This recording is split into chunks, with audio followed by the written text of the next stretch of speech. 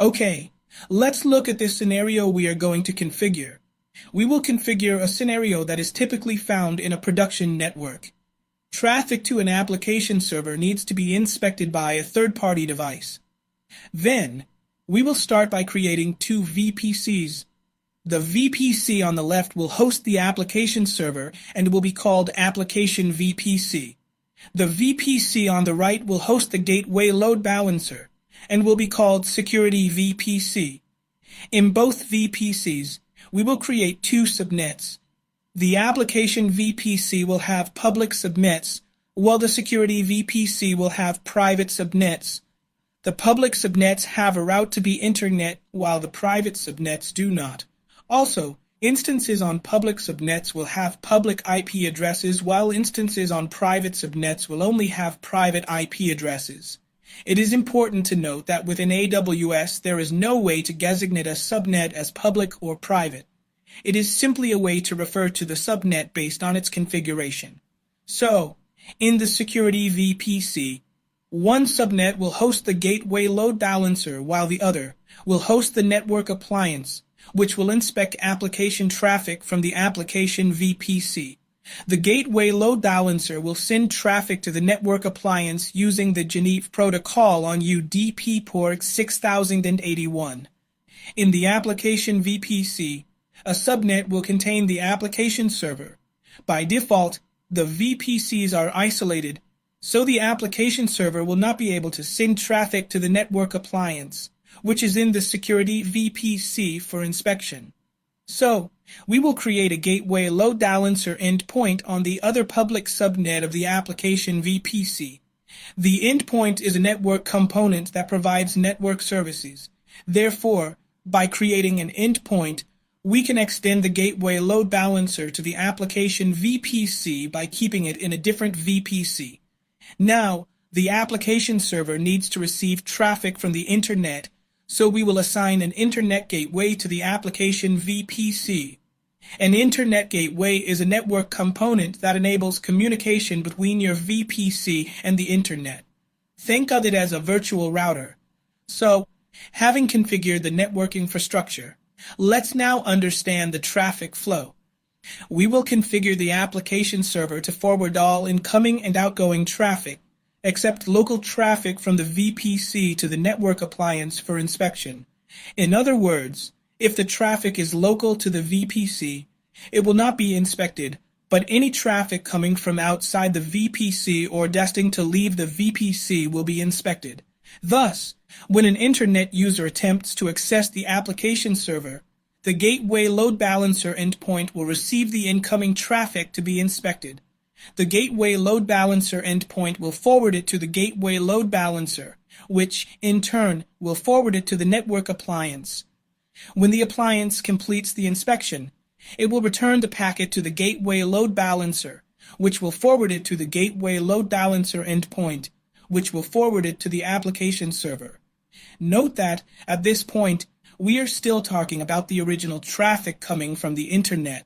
Therefore, when the application server responds, the gateway load balancer endpoint will first receive it at the gateway load balancer and then at the network appliance.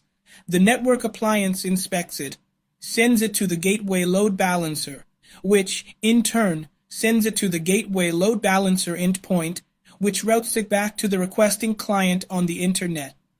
Now, in a past class, we saw that network appliances are usually available from third-party vendors and require a license or subscription. Most of us will not have one, so, to test this scenario, we will replace the network appliance with an EC2 instance. This EC2 instance will receive traffic in the manner we have discussed, but it will not respond. And this is because the EC2 instance is not a network appliance, so it does not know how to handle packets using the GWLB protocol. So, when the load balancer forwards the inspection traffic to the instance, it will not get a response. But, nevertheless, it still allows us to see the traffic flow and understand the configuration. So, for simplicity, in this scenario, we will still call the inspecting EC2 instance network appliance, because the network appliance will not respond. We will need a way to verify that traffic is flowing as expected. We'll need a way to log into the network appliance and verify that the traffic actually reach it for inspection purposes. And to do that, we'll need a Bastion host in the security VPC. Think of the Bastion host as a remote access server. It will allow us to directly access the instance or the network appliance and view incoming traffic. We will place the Bastion host on a public subnet. That is, a subnet that has access to the internet, and we will attach an internet gateway to the security VPC. Then, from the internet, we will log into the Bastion host, and from there, we will connect to the network appliance and monitor it. Also, since we're using an EC2 instance instead of an actual network appliance, we won't be able to log into the application server to generate outbound traffic. Here's why. When you try to log into the application server from the internet, that traffic will go to the network appliance for inspection. And since it won't respond, you won't be able to log in. So we'll need a way around this. Get into the application server and generate some traffic, which the network appliance can inspect. To achieve this, we will create a third subnet in the application VPC, which will be a public subnet containing a Bastion host. The Bastion host will have direct access to the internet, so we will be able to connect to it. And from there, we will connect to the application server. Once we are on the application server, we will generate some outgoing traffic, and we will see that it is sent to the network appliance for inspection.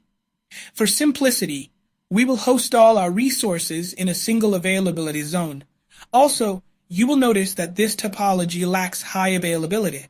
There is only one application server and only one network appliance, but it works fine for demonstration purposes. Obviously, in a production environment, you should consider high availability. Now that we know what the traffic flow will be like, let's look at the IP addressing to configure. The application VPC will use the address range 10.0.0.0/16. And this security VPC will use the 192.168.0.0/16 address range. In the application VPC, the subnet containing the application server will use the IP address range 10.0.1.0/24. The subnet containing the endpoint will be 2.0/24. And the subnet containing the Bastion host will be 3.0/24. In this security VPC, the subnet containing the gateway load balancer will be 192.168.1.0/24. The subnet containing the network appliance will be 2.0/24. And the subnet containing the Bastion host will be 3.0/24. And finally, the last piece is routing. Routing in AWS is assigned at the subnet level, so each subnet can have its own routing table. The application server routing table will have a default route that points to the gateway load balancer endpoint as its next hop. This IP indicates all traffic. Therefore, all inbound and outbound traffic to and from the application server will pass through the gateway load balancer endpoint. So, with all this said, let's say there is traffic from the internet going to the application server. We will create a routing configuration known as edge association that will cause the internet gateway of the application VPC to forward all incoming traffic destined for the application server to the gateway load balancer endpoint.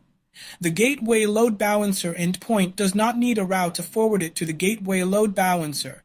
This is because the endpoint is an extension of the load balancer, so it will automatically forward traffic to the load balancer without needing a route. The load balancer also does not need a route to forward traffic to the network appliance because it is a registered destination. Then, when the appliance responds, it is automatically forwarded to the load balancer. Again, the load balancer does not need a route to send the traffic to the endpoint because it is its own extension. The endpoint, then, will forward it to the application server because of the configured routing table. Now, let's look at the response traffic. When the server responds, it first goes to the endpoint because of the default route. From the endpoint, it goes to the load balancer, and then to the network appliance. When the appliance responds, it goes to the gateway load balancer and arrives at the gateway load balancer endpoint. The endpoint needs to forward this traffic back to the internet, so it will meet a route. Therefore, we will associate a routing table to the gateway load balancer endpoint subnet, add a route for all traffic, and forward it to the internet gateway. Using this route, the endpoint will be able to forward the response from the server to the internet. Similarly, we will also create a routing table for the Bastion host subnet in the application VPC with a default route pointing to the internet gateway, which will allow us to log in. Now, in the security VPC, we'll only need one routing table, which is for the Bastion host. It will have a default route pointing to the internet gateway. Note that all routing tables have a pre-configured route added by AWS, which is for the IP address range of the VPC. This route only affects traffic local to the VPC. All traffic to the VPC IP address range is treated as local traffic, and it is this route that allows us to access from the Bastion host directly to the application server without going through the network appliance for inspection. So, this is the configuration scenario. As you can see, there are several elements that we will configure, and it can be somewhat complex, but it will be fun. So, let's get started.